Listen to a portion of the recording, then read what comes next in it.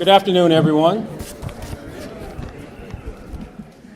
I'm Archie Willis. I am chair of the ULI Memphis District Council. And in about 3 months, I'll be the former chair of the ULI Memphis District Council. The Memphis District Council and the University of Memphis Design Collaborative are pleased to present the fourth segment in our Planning Matters series, which is a series of public events featuring national planning and development experts who will share their thoughts and perspectives on land use planning and provide us with some cutting-edge ideas and best practices that we hope will enhance the Memphis 3.0 process and inform the work we do in our own communities. I want to thank each of you for joining us this afternoon and hope you find this presentation to be both informative and enlightening. And from what I've read of our speaker, I think both of those will apply. I want to especially thank our sponsor for the Planning Matter series, and that's the Hyde Family Foundation, for providing the funding for these programs. Additionally, I want to thank all of our ULI sponsors. A lot of you are in the crowd this afternoon. Without your support, our programs would not be possible. Before introducing our guest speaker, I want to invite you to the upcoming Region Smart Conference, which is one of our signature events.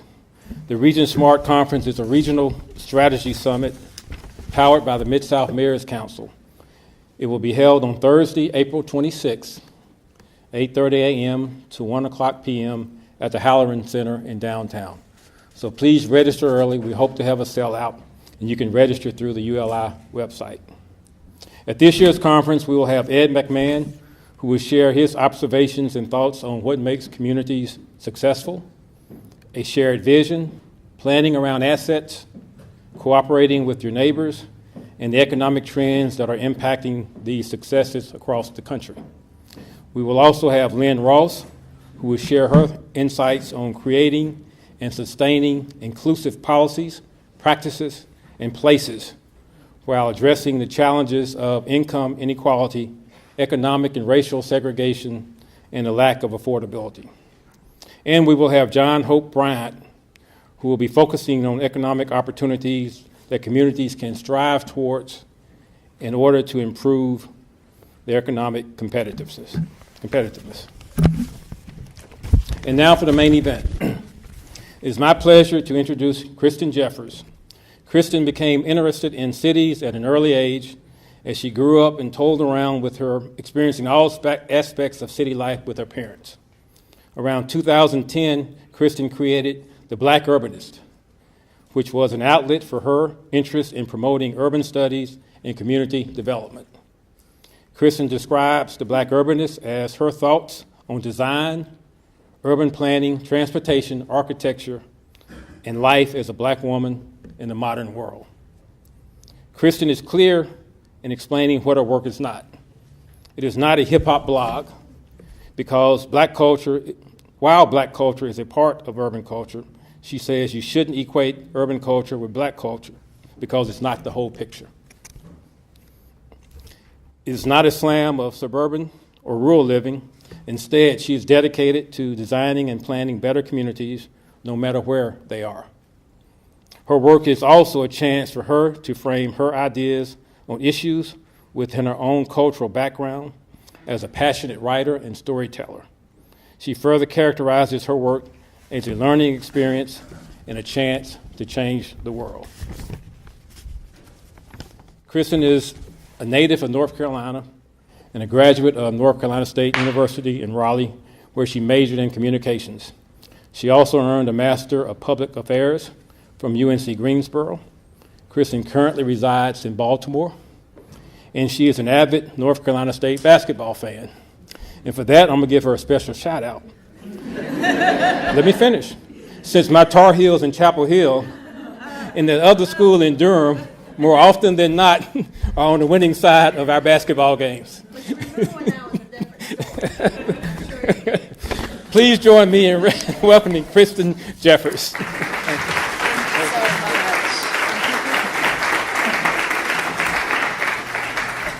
It is such an honor to be here in Memphis this afternoon. I was really looking forward to doing this presentation because often when I do a version of this presentation, there are certain things that I have to explain about just typology and just what we eat and how we do things. So I'm thinking you're going to see some things that sound and feel familiar.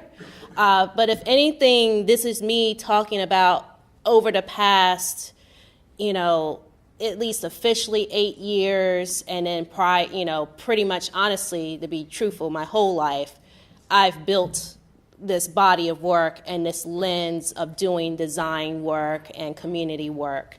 So I wanted to start, those of you who know the site know that there's kind of a tradition for me to, or at least the original banner of the site was me looking over my hometown. I'm standing in a rail bed, and at this point, I'm thinking about how can I make cities better. So we're going to kind of end in the same way, but with the newer image, and there's a lot in between. So let's just go ahead and get started. Sort of the first half of this will be sort of setting the setting, like settings that influence me. Now the second slide is my parents, because my parents are both the setting and also a major inspiration for why I do the work that I do. I wanted to include this picture of my dad because it really sparked a lot of good memories. And I wanted, again, the work that I do is a memorial to him because he's no longer with us. And so much of the struggles that he had in his latter years, walking around in Greensboro, and as well as just even as he was living, I'm just thinking, well, why can't this be better for him? Why is he having to walk in a ditch pretty much in the middle of a city? It's one thing if he was walking in a ditch like near where my grandparents lived, which is in the country, but that's different. And again, you get to see me at 8 days old. Yes, I'm absolutely a Christmas baby. I was absolutely a gift to my parents. I was the only gift of that nature to my parents. And if you've read me over the years, you kind of picked up on the fact that I was an only child. This is how I've had the time to really think about these things as a child because, despite the fact that my parents raised me essentially in sort of a working class setting. My dad was a licensed electrician. My mom taught school until she decided she wanted me to be her only student for a little while. She was at home with me, and that was kind of something that a lot of people didn't do, at least on our block.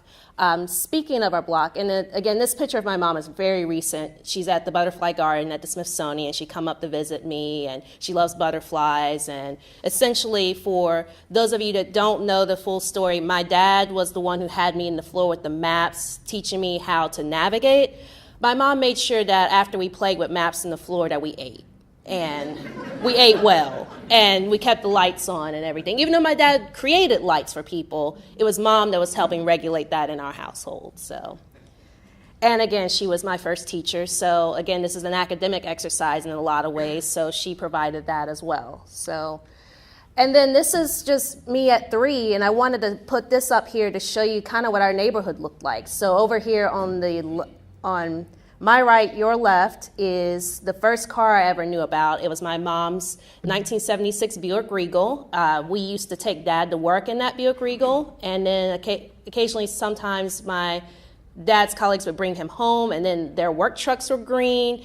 My parents met working for the Guilford County school system there in North Carolina in the Greensboro area.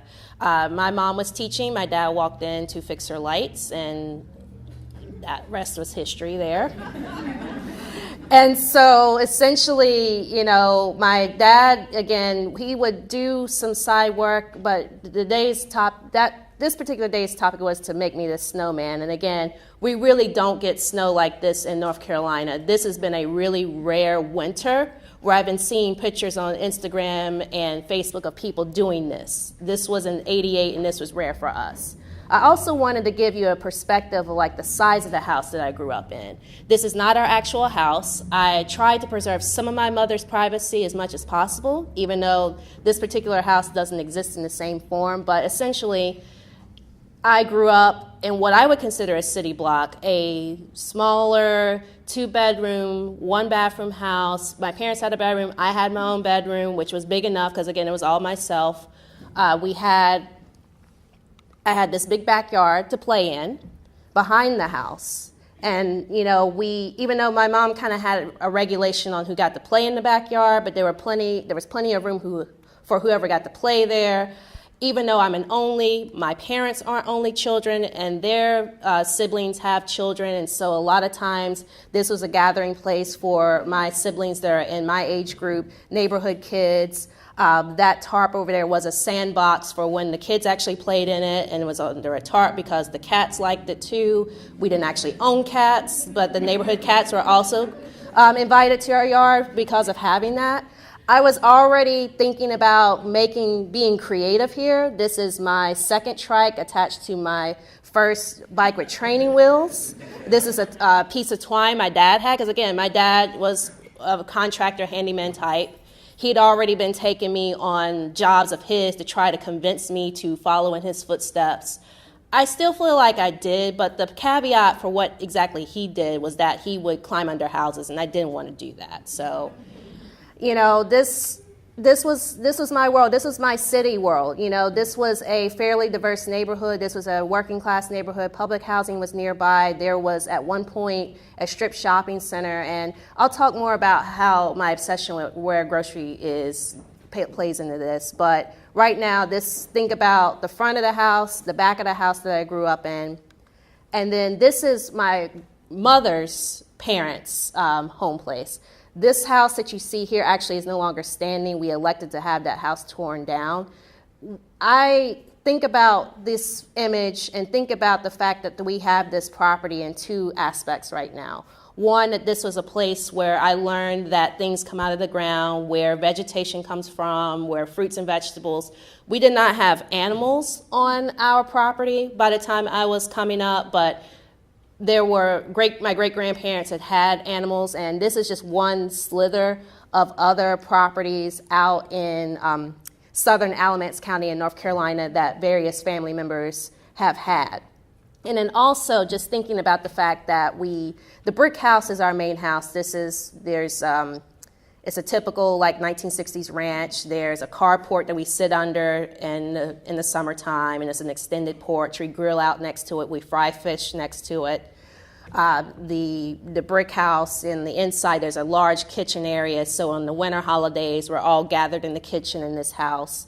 But then this other house, we elected to tear it down. I mean, it was structurally unfit, and I think about now that there are a lot of people, especially Black Americans, who have not been able to make a choice whether or not to keep any sort of property standing or any sort of structure standing. That choice has been made for them. And so as much as I hated to go to this farm when I was younger, because again, if you think about the story of the country mouse and the city mouse, I was a city mouse. It's a running joke in my family. I've only really stayed at my grandparents' just once over, just over 32 years. So it's like, I just didn't want to be there. I didn't like the smells. I didn't understand it. But now it's like, and especially with Queen Sugar being a TV show, I'm like, this is a gift. This is something that will potentially be passed down. This is something that I can understand, and that just makes my experience even deeper. And just thinking about the fact that we have the opportunity and the choice to have property to make decisions on. And again, no one was in this house. This house had constantly become an eyesore, so taking it down was kind of the best thing to do. But again, we were able to have that choice. And then this is weird. Excuse the PDF, it's going into certain slides, but up here is where I come home to. When I come home to Greensboro now, this is the street that I come home to.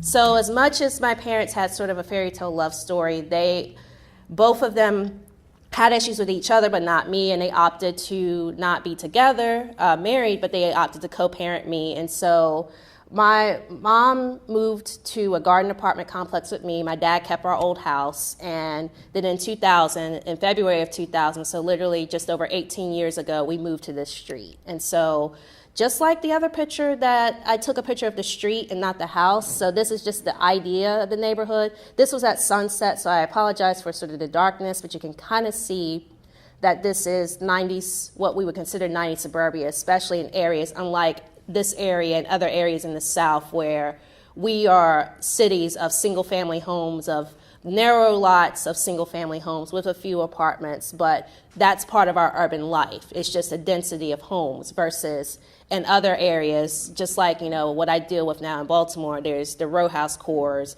and then you get into more spread out and more single-family areas. So, and the other piece of this is that I'm just thankful to be able to have a home to come to. My mom has maintained my room as if I didn't graduate from high school, so the bed is always there made up for me. There are certain stuffed animals, there are certain articles of clothing, and there are pictures of me still in that room. Now, when my aunts come to visit, they will sleep in the bigger bed, because in the other room, in the sewing room, there's a smaller bed, but still, there is a place for me to come home to.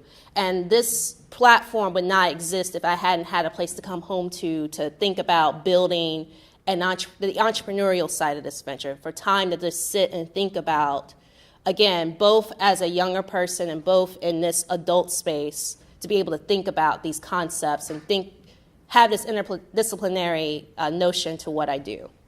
So of course, there were elementary buildings. I went to public schools, K through 12. I went to the same middle school that my mom taught at and the adjacent high school. You can only imagine what kind of middle school experience that was for me, but I survived it.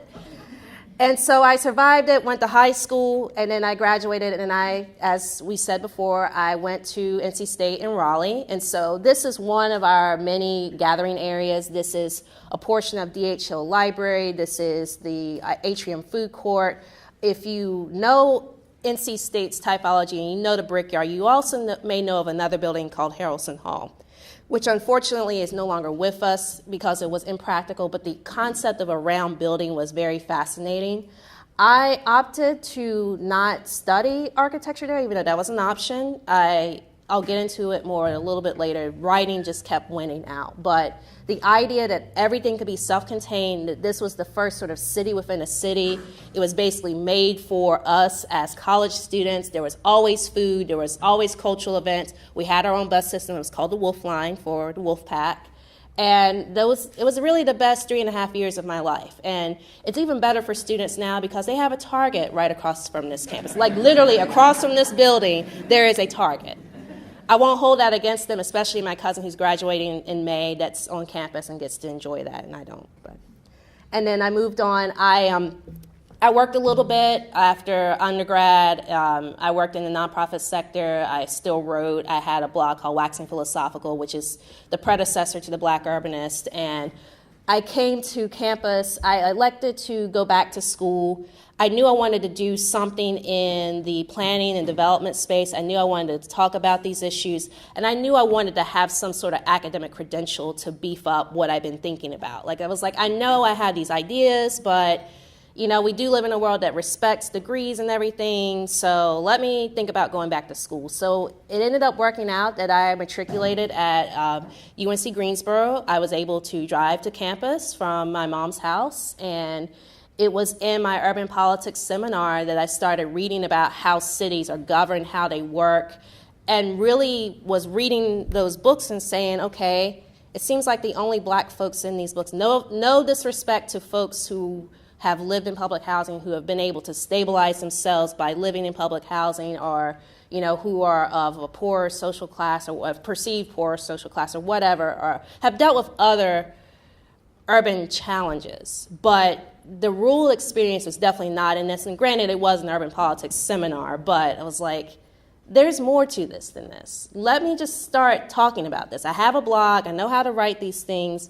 Let me start doing that. And so this campus is where that happened. So this is literally the setting.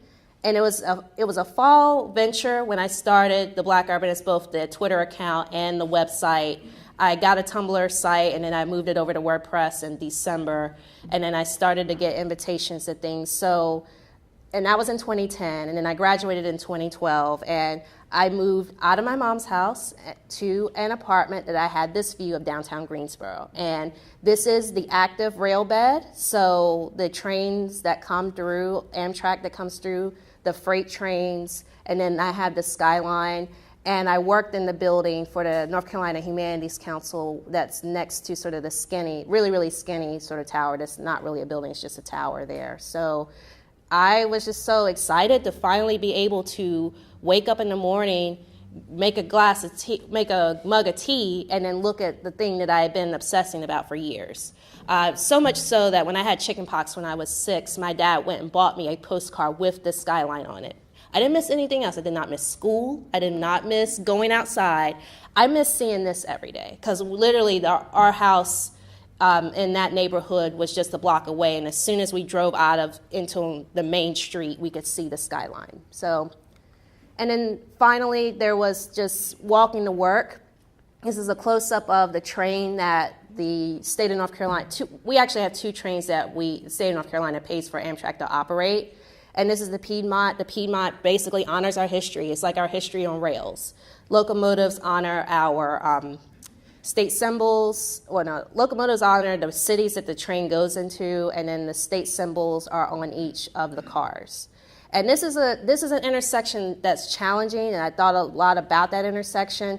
So the first picture of this presentation, I'm standing kind of to the right of all this. So again, thinking about not only the skyline, but thinking about walking through this very weird, driving through this as well. So, and this bridge is also got some structural issues, both in like weight bearing and size and all kinds of stuff. So then this is sort of the part where I move into things, like specific things that I've done over the years that have influenced me. I've touched on a few things already. These are my first sets of books. First grade is the top one, and it's called Strawberry Jam Takes a Walk. It's unfortunate that this is getting cut off a little bit. And then in the second grade, I wrote Apricot Preserves Goes to a Birthday Party. You might notice that the Strawberry Jam is walking somewhere. And specifically, he's walking from the cabinet to the fridge. And the cabinet and the fridge were arranged like apartment buildings. They just had different levels of amenities. And then Apricot Preserves took a version of Amtrak to her birthday party. So again, from a very early age, I was already thinking of things in a very urbanist frame.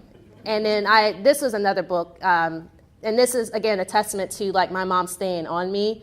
The 2 about the jams and jellies were done with magic marker, and that one was done in crayon, and there was a reason why. And my mom didn't know about this. This was a Mother's Day gift for her, but of course it stays in my room now, so I have access to it. But yeah, longevity and practicality on the part of my mom to make sure that the other 2 you could kind of see. And then on the bottom here is kind of like the more adult things of media that I've been involved in. My podcasts aren't the first foray of me doing audio. I did an audio show at NC State for my last semester there. It was a jazz show, Sunday mornings. It was called Laid Back. I just now am realizing how much I love doing audio. Clearly, I'm talking right now, but just doing audio and podcasting on a consistent basis. And then Alt Weeklies is what really dug me into thinking about local politics. Even from, again, that was another thing my dad and I used to do together. We used to get the Alt Weekly in Greensboro. We would go to this hot dog place, and we would discuss what was going on at the city council and at the county commission that was written about in these Alt Weeklies. I used to watch the TV news, and I definitely there was a point in time when I thought I wanted to be a broadcast person, and even now when I meet broadcast people, and I've been active in the NABJ and our Triad chapter, and so just knowing some of those on-air people, that's a huge part, and that's part of why I've created a media platform to talk about these issues, in addition to doing on-the-ground planning work in some cases. This is a testament to longevity. This is my mom's mom in the blue over here on the far right here. She'll be 91 in May. Her sister in the black is 99. She turned 99 in January. And this is their 70-something-year-old sister. And this was a 4th of July gathering, and just knowing that this amount of longevity is in my family, I feel like I have time to do a lot more things. And in addition, there are a lot of stories in these women. I'm hoping to get these ladies, the next time I'm home in North Carolina, I'm hoping to get them on the mic and have them tell stories. My grandmother has some great stories about driving school buses around like windy rural roads that I really would like for people to hear, especially folks who don't understand, like I said, living in this typology, what that means to go to school like that. Then working at the Humanities Council, I was able to meet Isabel Wilkerson multiple times. She's signing my book here, and I've read the book. And if you haven't read The Warmth of Other Suns, again, it talks about why a lot of folks weren't able to dwell here. I don't know how many people in the room have gone and come back, or they're like myself, they're in the midst of being, outside of what we would traditionally consider the South, but, hearing about those stories. And again, there's far more books and people that have been writing about this from a Black perspective to look into, but this is one of the first that I came across in my professional career. And again, I go back to it often. I have been obsessed with why grocery stores locate where they are for a very long time, and thankfully I have a good friend, or at least a good colleague, David Gwynn, who writes a blog called Grocerytaria, and we're both from Greensboro, so we were just on the phone the other week for a project, and I'm hoping that more people will be able to see that. But I had noticed from an early age, from my first neighborhood, we were supposed to have a grocery store in our neighborhood, but for some reason, I think we know the reason, unfortunately, we did not have that grocery store by the time I was younger. So also, I wanted to show this because to me this has a Memphis connection. This is also a revamp of a Sears facility. This is a department store where a third of the Sears is now the Whole Foods. And this is a case of one case where Whole Foods didn't come into a neighborhood. It was already kind of a upscale neighborhood. This is a Whole Foods that's pretty diverse. It's a very popular place for, especially some of the members of my dad's family and I, to pick up buckets of chicken that we know are relatively safe as a bucket of chicken can be. So this is, I put this in here because, again, I've always thought about where stores are, why there's no grocery. And again, I love food, and we'll get to another slide where I underscore my love of food. I've always wanted to have a train of my own. And when I mean train, I mean DC Metro. This is I loved when the Silver Line came online and they actually had a Greensboro station, so I could kind of play with this idea in my head. I don't actually live near there. Or when I lived in DC, I lived near the Columbia Heights station. I lived near the Petworth station. I could get to Shaw Howard. So that was sort of my side of town. But being able to finally utilize that. In this far right, I'm actually waiting for the bus in Chicago, but if you're really paying attention, I'm holding a DC Metro bag because I love that system so much, because it and MARTA were really the first public transit rail systems that I was introduced to, and again, they're somewhat in a traditional, what we consider traditional Southern context. And then again, with Amtrak, riding Amtrak. And then riding my bike, there are so many, again, I've not stopped riding as an adult. I tend to do more activities. I hate, again, that this is, let me see if I can, let me do this so you can really see the breadth of the shuttlecocks of the Nelson Atkins Museum in Kansas City. If you go visit Kansas City, this is a great place to go and visit. I lived maybe about a block, or actually maybe a couple miles from this, so I took a Saturday and I sweatily biked over there. I like to do more recreational biking. I'd also like to do more commuting biking. I like to have that as an option. And again, I started to do more work with that as a result of being inspired to do this in my own personal space. Of course, I can't really not talk about my first and only truly working car. Her name was Honda Elizabeth Accord. After me, I'm Kristen Elizabeth Jeffers, and so I called her Betsy for short. I feel like I don't have pets. I feel like my car, or any cars that I have some of the same financial obligations as a pet. And again, it gets you from point A to point B, especially in places where our public systems, our transit systems aren't where they could be. So again, she brought me to Kansas City. She was a graduation present after I graduated from NC State, and so she drove me all around Durham and Raleigh, Greensboro, Kansas City, some trips to and from DC before I moved to Kansas City when it was a little too impractical to drive. And then I thought that I had hit the jackpot when I moved back to DC. I wasn't going to need a car anymore, so I was like, okay, I'll leave her. She's become a Midwestern car. I'll leave her in the Midwest. I do miss her. And I am looking for a replacement unless I go somewhere where I absolutely don't have to replace her, which is still something I would aspire to do. But again, as I'm not one to shame people for their different urban and rural and suburban typologies, I'm not one to shame anybody who needs to drive because, again, this is the world we're in. And this is an element of freedom for a lot of people, but I would like for us to get to a place where we don't have to do it as much. And I love ballparks. I love street festivals. I am a Nats fan. I'm a Royals fan. I'm excited about opening day.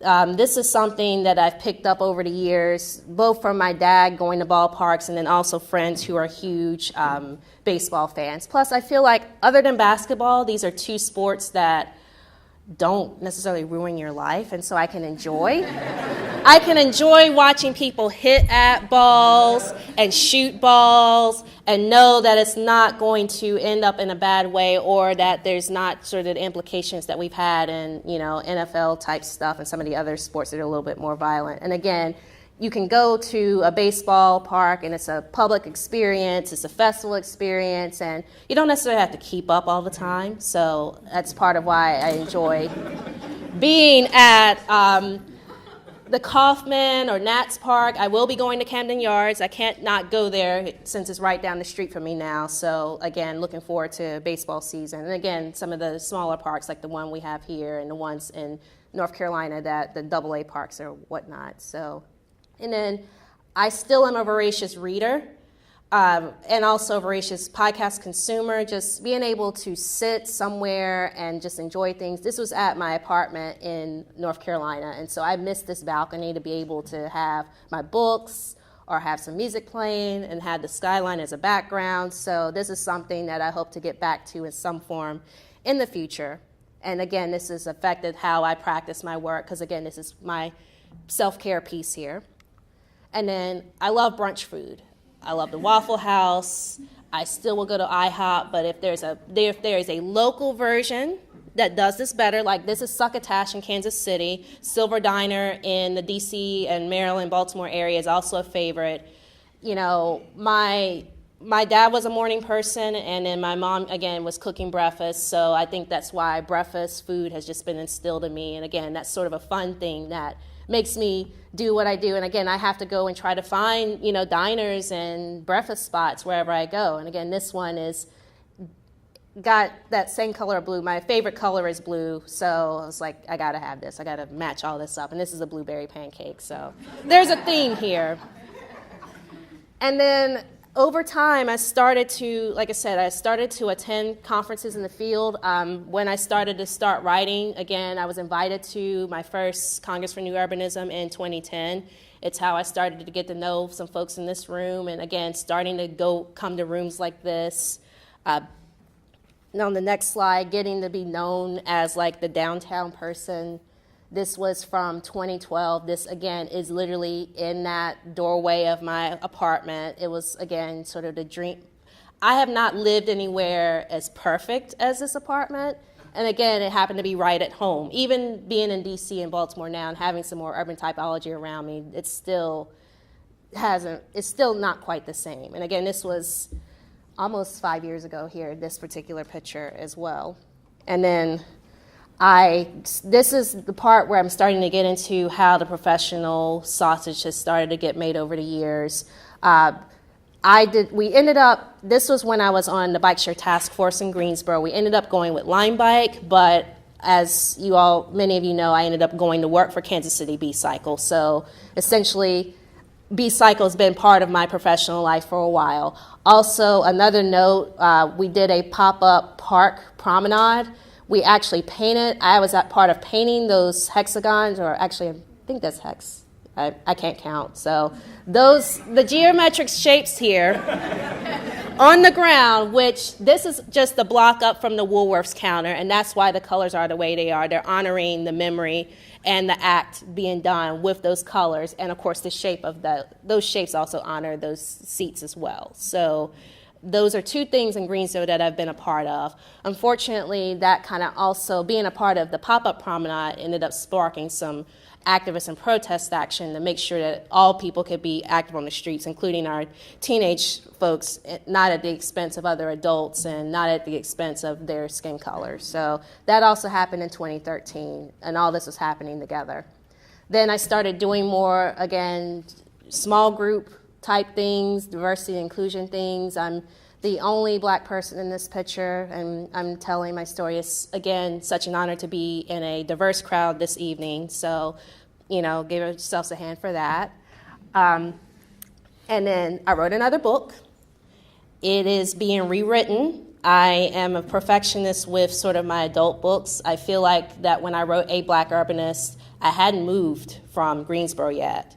I hadn't done a lot of this traveling. I hadn't lived in multiple places. So it's coming back, but I felt like it was time to try to get something on paper. So, and then this was my first signing. Like the bookstore, one of our new downtown bookstores, Scuppernong Books there in Greensboro, was so gracious to let me have a book signing on a book that doesn't have a barcode on it and can't be ordered anywhere else but Blurb. And having just my family members fill in the room to make it seem like it was a bigger signing. But I had friends there, so it was a great night. So. And then I started serving on commissions. I was on the Greensboro Transit Authority before I moved from Greensboro. This is me sitting on the Kansas City Parking and Transportation Council Committee. I was on the board of the Interactive Resource Center, which is a homeless day center in Greensboro. I'm still on boards. I'm on the editorial board now of Greater Washington. So essentially, board service is something I've been doing for quite a while, and I've been fortunate to do it in multiple cities. And again, it's not something that it's easy to get onto or get involved in, so I've not taken that privilege of being on certain boards lightly. So this is a key way, especially as someone who's trained in policy and communication, to make my voice heard and to make other voices heard, and also being available to listen to folks who need to be heard. This is me trying to create a complete street. This is, those of you who are planners in the room are probably familiar with this version of the model to help people create the street by themselves. So complete streets is something I'm thinking about. It's why I will be right back in Nashville next week to help my colleagues in Baltimore talk about our work there. So, and again, working with Bike Walk KC and working in bike and ped advocacy to really think about what is a complete street? Is it just this typology here? And then what else is going on around the street? Who is allowed to be on the street? What are all these things that are active and going on this street that we need to be considerate of, especially things like surveillance of certain people and, the availability of different businesses and things of that nature. And finally, this is me doing a planning charrette. This was in Birmingham in 2016. This is a project that's not going to get built exactly the way we did our facilitation, so that was a huge lesson for me that sometimes we can get the plans ready to go, but sometimes we have to be flexible in how we do it. And part of the reason we're being flexible is because the community has other wishes, and so I respect the community's wishes, but I'm glad I was able to be there, especially in a predominantly Black neighborhood like this was here, to help folks really get heard. I had the poster boards, I had the sheets of paper that essentially were the poster boards to allow people to write sort of in private. I was able to sit and have one-on-one conversations. It's hard, and those of you who've done planning work and dealing with all the funding mechanisms and all the politics and the policy and just having to make those decisions but still wanting to be as truthful and honest and keep us moving as forward as possible. That's always my goal when I do on-site planning projects. I find that I do more writing and do more theorizing because that's the easier piece of it, but it's still very necessary, and I still want to work and do more activist work and more in-person community development, doing the community work in charrettes. And again, those of you who are doing this work, it's again, I commend you for that because it's important, and we have to keep pushing forward as best as we can to do this kind of work in whatever way we're doing it. And then this was really transformative. This is in Vancouver. This is actually, this is not taking up the whole screen because I wanted you to see our whole group. I'm getting a tour here on the bike share in Vancouver of the neighborhood that Jimi Hendrix grew up in. I did not know that there was a cluster of Black Americans because of Union Pacific that had a neighborhood together in Vancouver. And unfortunately, there was a highway project that moved this community out. Union Pacific's operations changed, and so a lot of the folks that were in this neighborhood ended up returning to the States. So this church here is the church that he grew up attending, and they're trying to get it preserved. And so the gentleman in the middle is hoping to promote that more. But really crossing the border, even though when I was on this trip and I was there in Vancouver for a week, and I felt that there was less weight of the identities that I have, less of the trauma and tragedy and all the things that we've seen, from the state killings of men and women to just thinking about how there's so many people who still don't have a lot and haven't had opportunities to do things. Whereas, just like when I get to come to do events like this, and when I get to travel out of the country and other states and be honored in places, just thinking I want to do my best to honor people who don't get the chance to have these conversations. And again, learning about different communities and the struggles that they're having. It's been heavy about the council person in Brazil that was just recently assassinated, just someone who's been out there doing the work and still struggling. There's Afro-Colombians that are struggling with Black Lives Matter issues. There's a global movement now to say those words, and it's absolutely necessary and it's absolutely true. And so this trip really sunk that home for me, that our lives matter, and we have to assert that in so many countries and places and rooms. And then finally, just being able to, this was a social trip. We went to Grouse Mountain. I didn't actually climb Grouse Mountain. If you're familiar with Grouse Mountain in Vancouver, it's not something that you decide to casually climb, and I was warned. And I'm thankful for the sky lift that took us to the top so I could enjoy this without dying. I mean, I thought it was just going to be like, we have mountains in North Carolina. We have Mount Mitchell. We have Grandfather Mountain. It takes a little while to get up there, but eventually you get up there, you might be a little tired. No, this is not what this is about, but just being able to be up there and reflect. And literally within a couple days, I made the move to establish residence in the D.C. and Baltimore metro area. This is a few blocks from my first apartment in D.C., and my goal is to, maybe eventually buy a house like this. So that's why I'm in Baltimore first and foremost, because that's still kind of possible there with the changes in housing prices. And then essentially I leave you with this slide to portray the fact that there are so many directions that I'm being compelled to go into. There's so many paths, there's so many opportunities, and I've been so fortunate to have had these paths and opportunities. And I'm thankful for those of you who've been following me for over the years, those of you who are new to my work, those of you who are going to go out and introduce me to your work. And again, I want to do what I can, especially to my fellow Black practitioners of urbanism and planning and development, to be able to support you in the work that you're doing to do the right thing by people. And so I will continue to just keep looking out over cities and thinking about how we can make them better. And this is Kansas City, and this is the most recent version of that photo. There is a Baltimore one coming soon, but it's not there yet. So with that, I thank you.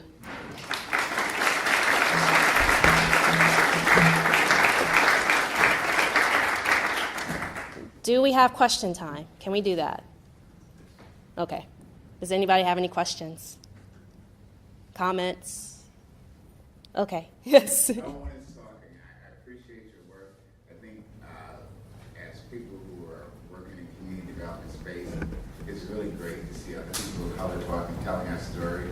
So many times I've been in situations where I walk in a room, I'm the only person of color. Mm-hmm. I've got to explain. Yes. Like, what the hell? For real? Seriously? Yeah. And it's very annoying. I've been at this for like 30 plus years, and so like my activist friends and other marketers, we kind of commiserate. Why is it still the case? Yeah.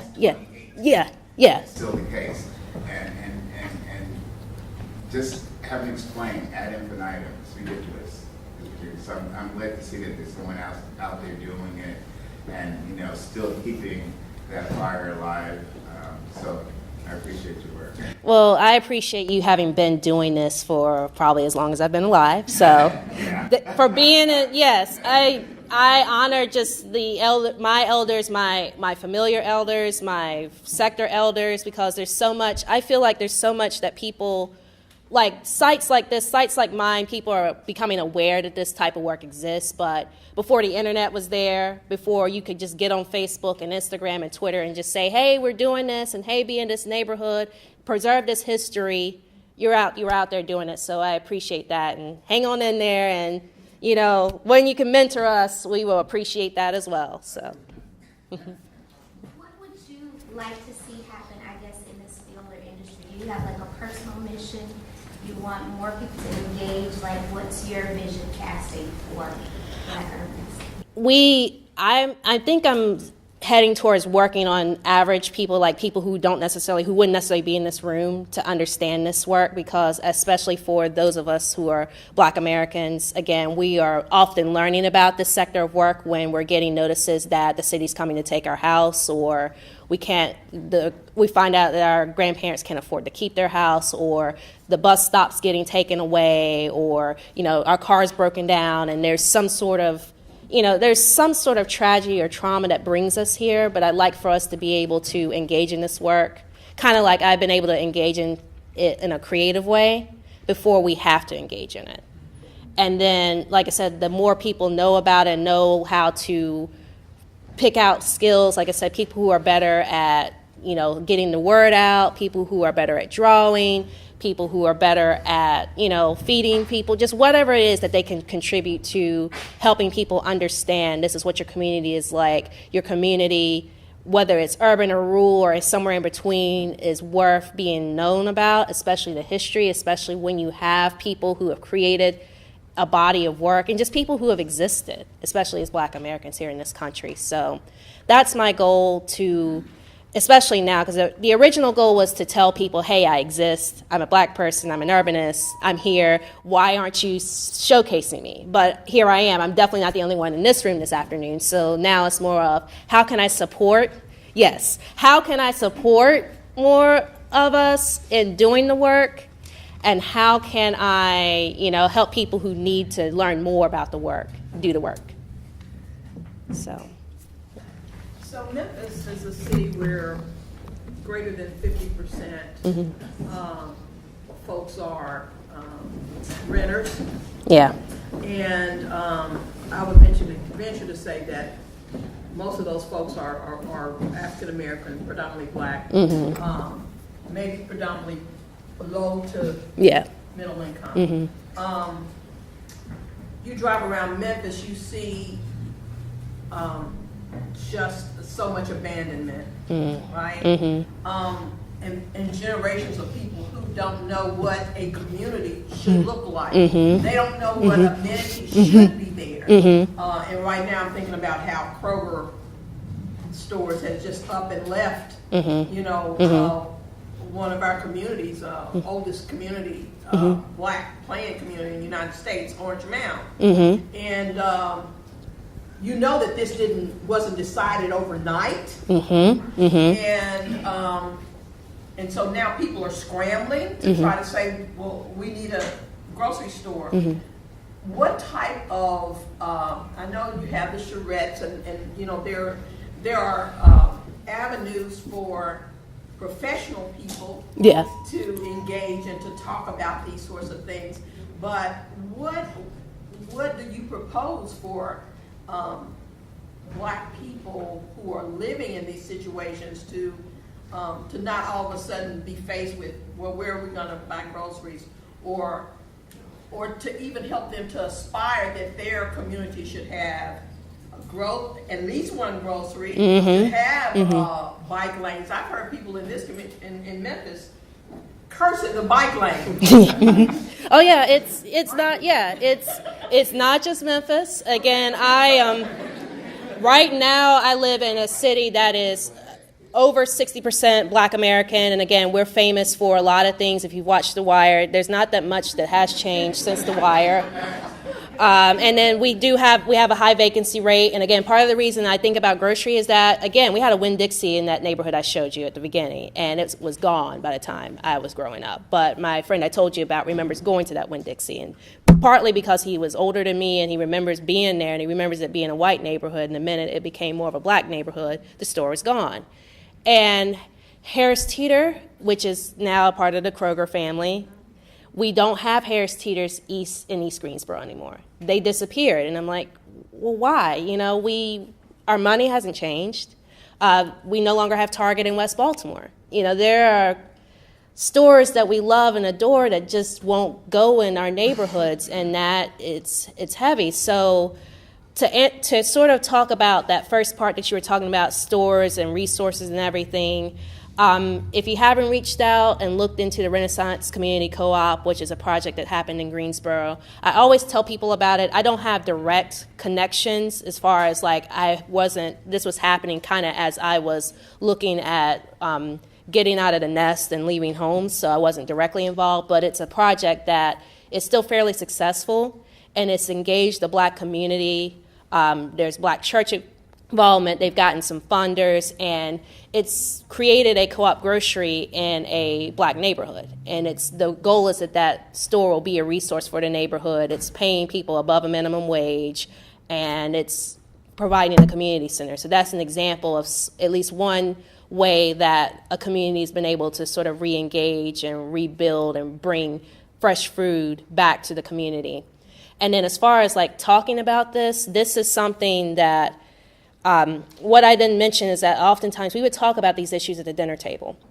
We would talk when we would gather as a family, like when we would be out on the farm or out just at restaurants, we would sit down and talk about these things. And granted, we are a fairly educated family. All my mom's siblings attempted college, and quite a few of my dad's siblings did the same thing. But, you know, it's just something that was always beat into me to think about my history, to not forget, like, where we've come from. The stories are passed down. My parents would tell me stories. So, you know, whether it's in houses of faith, whatever house of faith that is, whether it's in Greek organizations, whether it's in other fraternal organizations, whether it's, you know, mentoring students at the high school and middle school level, creating these opportunities just to do the storytelling, all the storytelling events, the curation, the work that museums and people like the Smithsonian and other museums do to help us collect and create our stories. Because essentially for me, this started as my parents said that there used to be more stores downtown. And, you know, in addition to the Woolworths, there was something called Crest, and that's why that building's called Crest Terrace. And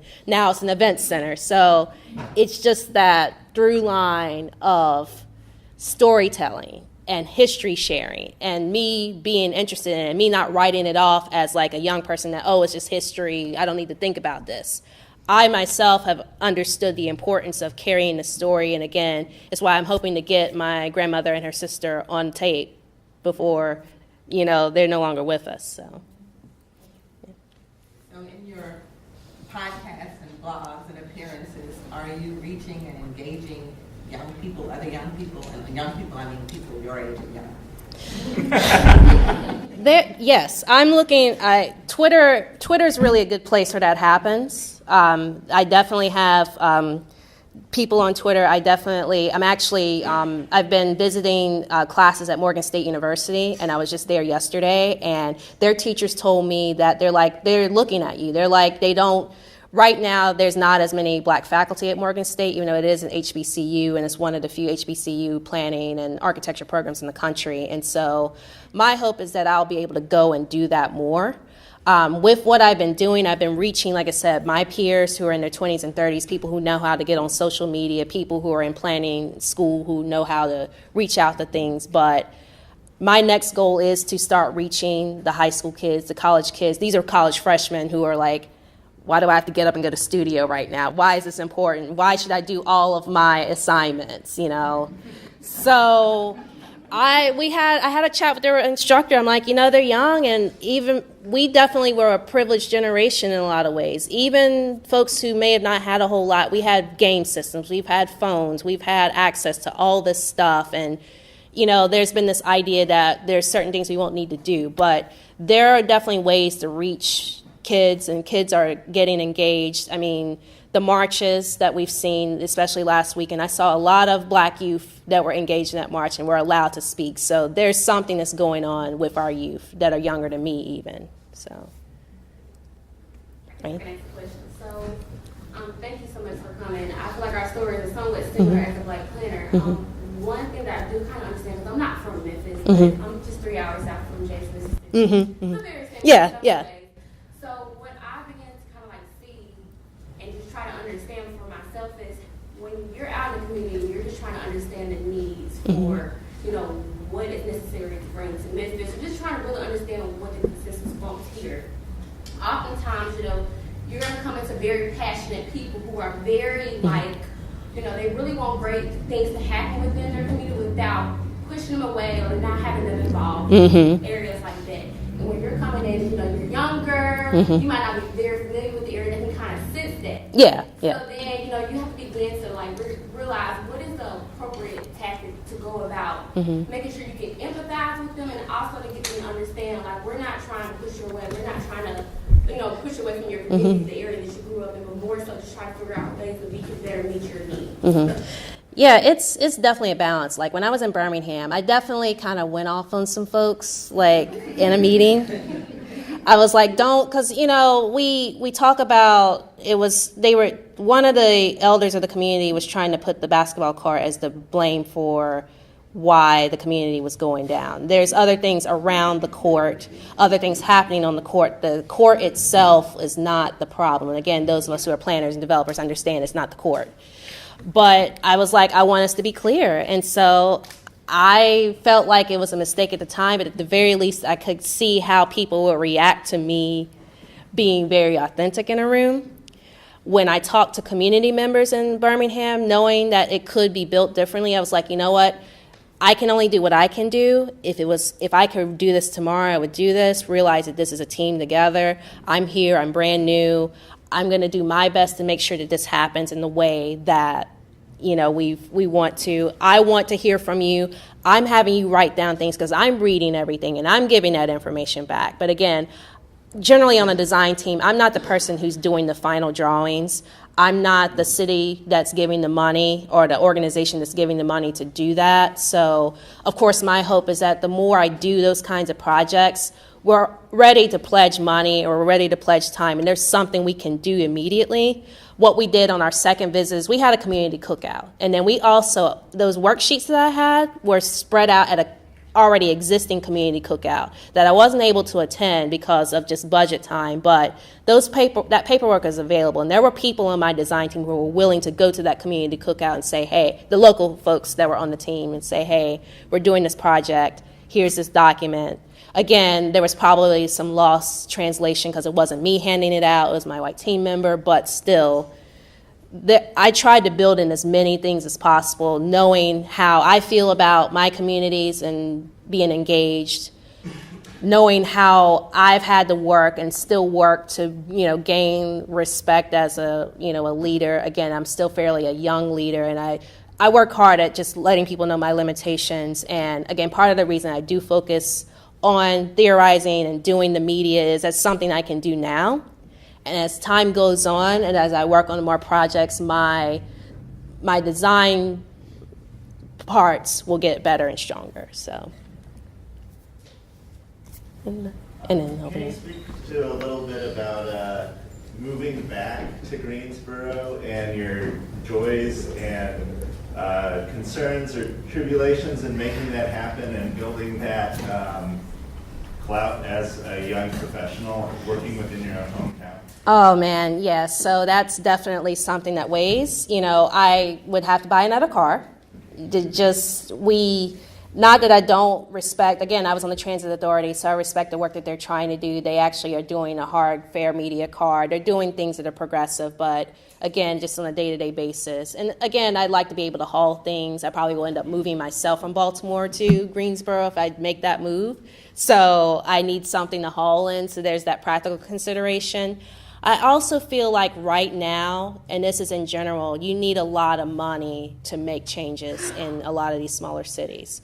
There's a lot, we don't have as much of the historical buildings, like the historical shop fronts and apartments above, certain housing types. There's a lot that's just not there. Even though we're a city of 281,000 people, we're even smaller than here as far as everybody knows everybody and just the smallness and whoever is there. So that's a consideration.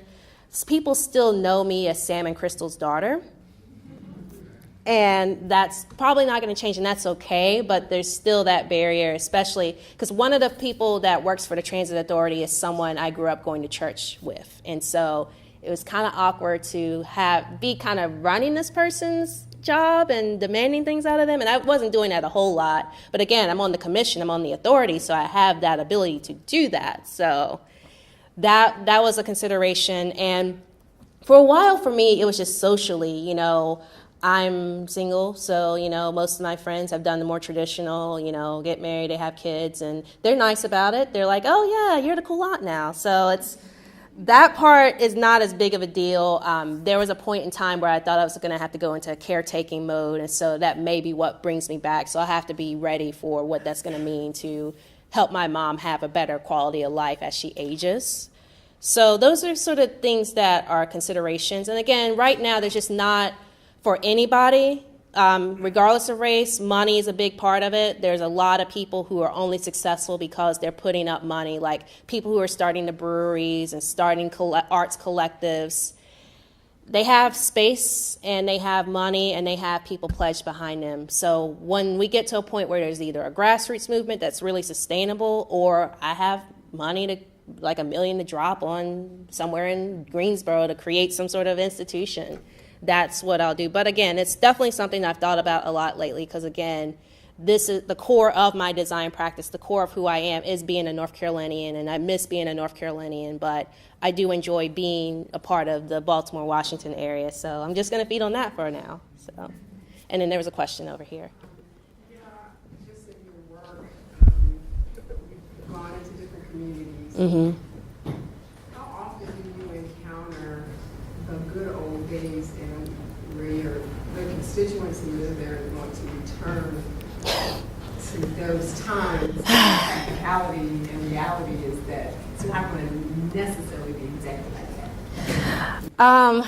I'm thinking you're talking more on the, like, there's definitely some jobs I just don't book because they just can't handle the fact that I'm a black person coming to the neighborhood. So there's those jobs that I don't even get.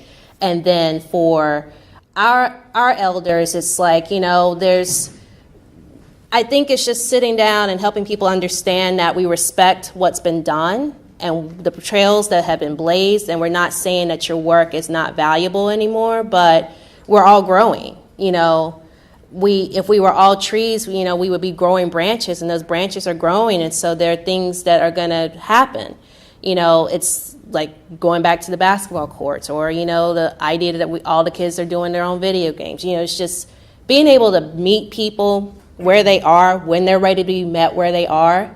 There are some cases where people just don't want to engage with you. And like I said, I generally have not been booking those jobs, or they just can't stand the fact that I'm a black planner, period. But when it comes to our community, it's just, I tell these stories like I told these stories this evening to help people understand that I know what it's like. I love my grandparents. I know what it's like to help out in the kitchen. I understand sort of culturally. And then even when I'm not working in like the traditional South, when I'm working in other communities, I try to find things that we can relate to and latch onto those things and establish that trust, however long it takes, if I have the privilege of time. Oftentimes, of course, as planners, you have to go into communities and you're in and out, especially if you're coming in as a consultant. So I do my best.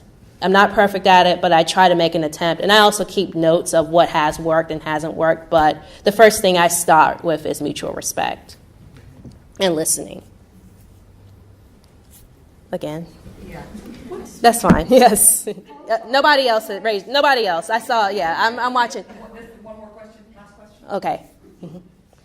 What's the difference between the lens of a black urbanist planner and a white urbanist? This is the lens part is, you could substitute the word lens for lived experience. So for me, this is me talking about approaching the work that I do from lived experience. And so we all have, even if we share a racial group, we all have a different lived experience, you know, whether it's age, whether it's where we're born at. Everybody in this room is unique. Now, there are definitely things that culturally, there are definitely parts of our society that have marginalized us and made us loop into groups, and there are people that won't deal with us. So there are times when the trauma that we've dealt with and the things that we haven't had access to and things that we've lost, those things are, I feel like are what the lens is. Like, I feel like our lens, if there was to be a lens, is definitely rooted in awareness of trauma, awareness of the things that we haven't been able to do. You know, I feel like we're fortunate, and it seems like that we're fortunate in this metro area that people are, I see a lot of people in this room, and you're doing the work. There are other metro areas where people are saying some of the same things or have been trying to do the work, and they're definitely not as far along as you are or I am or other metro areas are. So it's definitely depends on the geographic area, and then also it's just thinking about the things that what has made us Black in America and what makes us Black Americans, especially the more tragic elements, in the years past the segregation and now just the effects of the segregation and the continued discriminations and marginalizations and microaggressions. With that, thank you all again. This was a pleasure.